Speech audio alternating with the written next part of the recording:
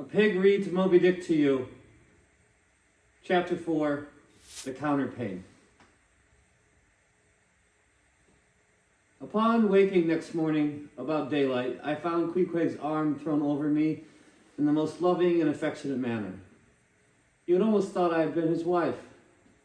The counterpane was a patchwork full of odd little party-colored squares and triangles, and the arm is tattooed all over with an interminable Cretan labyrinth of a figure, no two parts of which were one precise shade, owing, I suppose, to his keeping his arm at sea, unmethodically in sun and shade, his shirt sleeves irregularly rolled up at various times, this same arm of his, I say, looked for all the world like a strip of that same patchwork quilt, indeed, partly lying on it, as the arm did when I first awoke. I could hardly tell it from the quilt. They were so blended, their hues together. It was only by the sense of weight and pressure that I could tell that Queequeg was hugging me.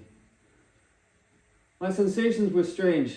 Let me try to explain them. When I was a child, I well remember a somewhat similar circumstance that befell me. Whether it was a reality or a dream, I could never entirely settle. The circumstance was this. I had been cutting up some caper or other. I think it was trying to crawl up the chimney, as I had seen a little sweep do a few days previous.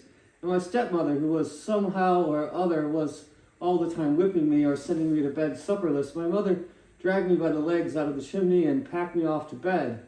Though it was only 2 o'clock in the afternoon of the 21st of June, the longest day in the year in our hemisphere, I felt dreadfully, but there was no help for it. So upstairs I went to my little room on the 3rd floor, undressed myself as slowly as possible so as to kill time, and with a bitter sigh got between the sheets.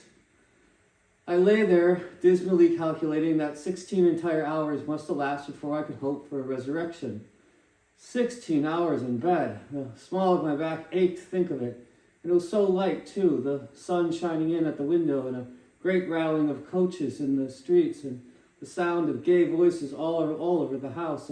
I felt worse and worse. At last I got up, dressed, and slowly going down in my stocking feet, sought out my stepmother and suddenly threw myself at her feet, beseeching her as a particular favor to give me a good slippering for my misbehavior, anything indeed but contenting me to lie abed such an unendurable length of time. But she was the best and most conscientious of stepmothers, and back I had to go to my room. For several hours I lay there, broad awake, feeling a great deal worse than I'd ever done since, even from the greatest subsequent misfortunes. At last I must have fallen into a troubled nightmare of a doze, and slowly waking from it, half-sleeping dreams, I opened my eyes, and the before sunlit room was now wrapped in outer darkness. Instantly I felt a shock running through all my frame. Nothing was to be seen and nothing was to be heard, but a supernatural hand seemed placed in mine. My arm hung over the counterpane, and the nameless, unimaginable, silent form or phantom to which the hand belonged seemed closely seated by my bedside. For what seemed ages piled on ages, I lay there, frozen with the most awful fears, not daring to drag away my hand, yet ever thinking that if I could but stir it 1 single inch, the horrid spell would be broken. I knew not this conscientiousness at last glided away from me, but awaking in the morning, I shudderingly remembered it all. And for days and weeks and months afterwards, I lost myself in confounding attempts to explain the mystery. Nay, to this very hour, I often puzzle myself with it. Now take away the awful fear, and my sensations at feeling the supernatural hand in mine were very similar in their strangeness to those which I experienced on waking up and seeing Queequeg's pagan arm thrown round me. But at length all the past night's events soberly recurred, one by one in fixed reality, and then I lay only alive to the comical predicament. For though I tried to move his arm, unlock his bridegroom clasp, yet sleeping as he was, he still hugged me tightly, as though naught but death should part us twain. I now strove to rouse him. "Queequeg! Queequeg!" But his only answer was a snore. I then rolled over, my neck feeling as if it were in a horse collar, and suddenly felt a slight scratch. Throwing aside the counterpane, there lay the tomahawk sleeping by the savage's side, as if it were a hatchet-faced baby. A pretty pickle, truly, thought I. A bed here in a strange house in the broad day with a cannibal and a tomahawk. "Queequeg! In the name of goodness, Queequeg, wake!" At length by dint of much wriggling and loud and incessant expostulations upon the unbecomingness of this hugging a fellow male in that matrimonial sort of style, I succeeded in extracting a grunt, and presently he drew his arm, shook himself all over like a Newfoundland dog just from the water, and sat up in bed, stiff as a pikestaff, looking at me and rubbing his eyes as if he did not altogether remember how I came to be there, though a dim consciousness of knowing something about me seemed slowly dawning over him. Meanwhile, I lay quietly eyeing him, having no serious misgivings now, and bent upon narrowly observing so curious a creature. When at last his mind seemed made up touching the character of his bedfellow, and he became, as it were, reconciled to the fact. He jumped out on the floor, and by certain signs and sounds gave me to understand that, if it pleased me, he would dress first and then leave me to dress afterwards, leaving the whole apartment to myself. Thinks I, Queequeg, under the circumstances, this is a very civilized overture, but the truth is, these savages have an innate sense of delicacy. Say what you will, it is marvelous how essentially polite they are. I pay this particular compliment to Queequeg because he treated me with so much civility and consideration, while I was guilty of great rudeness, staring at him from the bed and watching all his toilet motions, for all the times my curiosity getting the better of my breeding. Nevertheless, a man like Queequeg you don't see every day. He and his ways were well worth unusual regarding.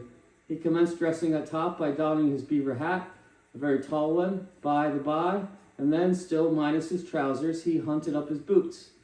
What under the heavens he did it for, I cannot tell, but his next movement was to crush himself, boots in hand and hat on, under the bed, when, from sundry violent gaspings and strainings, I inferred he was hard at work booting himself, though by no law of propriety that I ever heard of is a man required to be private when putting on his boots, but Queequeg, do you see, was a creature in the transition state, neither caterpillar nor butterfly. He was just enough civilized to show off his outlandishness in the strangest possible manner. His education was not yet completed. He was an undergraduate. If he had not been a very small to be civilized, he very probably would not have troubled himself with the boots at all. But then, if he had been still a savage, he never would have dreamt of getting under the bed to put them on. At last, he emerged with his hat very much dented and crushed down over his eyes, began creaking and limping about the room, as if, not being much accustomed to boots, his pair of damp, wrinkled cowhide ones, probably not made to order either, rather pinched and tormented him at the very first go of a bitter cold morning.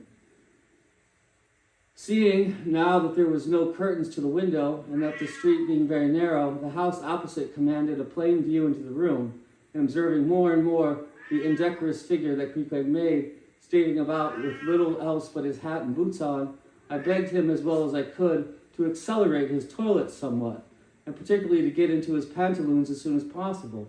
He complied and then proceeded to wash himself. At that time in the morning, any Christian would have washed his face, but Queequeg, to my amazement, contented himself with restricting his ablutions to his chest, arms, and hands. He then donned his waistcoat, and taking up a piece of hard soap on the washstand center table, dipped it into the water and commenced lathering his face. I was watching to see where he kept his razor, when, lo and behold, he takes the harpoon from the bed corner, slips out the long wooden stock, unsheaths the head, wets it a little on his boot, and striding up to the bit of the mirror against the wall, begins a vigorous scraping, or rather harpooning, of his cheeks. Thinks I, Queequeg, this is using Roger's best cutlery with a vengeance. Afterwards I wondered the less of this operation when I came to know of what fine steel the head of the harpoon is made, and how exceedingly sharp the long straight edges are always kept. The rest of his toilet was soon achieved, and he proudly marched out of the room, wrapped up in a great pilot monkey jacket, and sporting his harpoon like a marshal's baton. End of chapter 4. The Counterpane. A Pig Reads Moby Dick or the Whale by Herman Melville.